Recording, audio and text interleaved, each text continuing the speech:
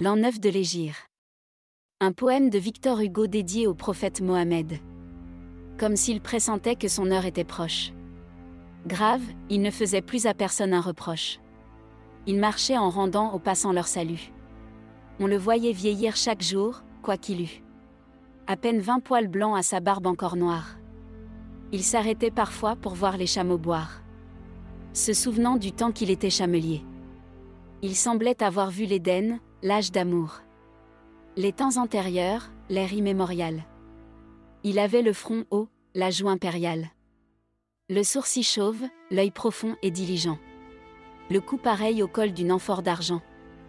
L'air d'un Noé qui sait le secret du déluge. Si des hommes venaient le consulter, ce juge laissait l'un affirmer, l'autre rire et nier. Écoutait en silence et parlait le dernier. Sa bouche était toujours en train d'une prière. Il mangeait peu, serrant sur son ventre une pierre. Il s'occupait de lui-même à traire ses brebis. Il s'asseyait à terre et cousait ses habits. Il jeûnait plus longtemps qu'autrui les jours de jeûne. Quoiqu'il perdît sa force et qu'il ne fût plus jeune. À 63 ans une fièvre le prit. Il relut le Coran de sa main même écrit. Puis il remit au fils de Séïd la bannière. En lui disant, je touche à mon aube dernière. Il n'est pas d'autre Dieu que Dieu.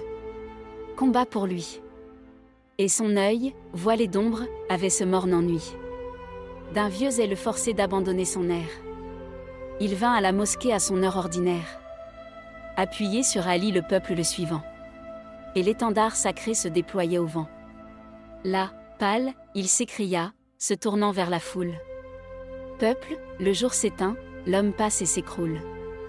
La poussière et la nuit, c'est nous. Dieu seul est grand.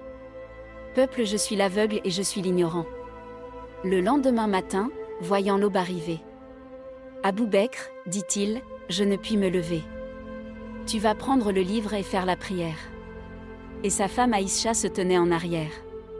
Il écoutait pendant qu'Abou Bekr lisait. Et souvent à voix basse achevait le verset. Et l'on pleurait pendant qu'il priait de la sorte. Et l'ange de la mort vers le soir à la porte apparut, demandant qu'on lui permît d'entrer. Qu'il entre. On vit alors son regard s'éclairer. De la même clarté qu'au jour de sa naissance. Et l'ange lui dit, Dieu désire ta présence. Bien, dit-il. Un frisson sur ses tempes courut. Un souffle ouvrit sa lèvre, et Mahomet mourut. Victor Hugo, la légende des siècles.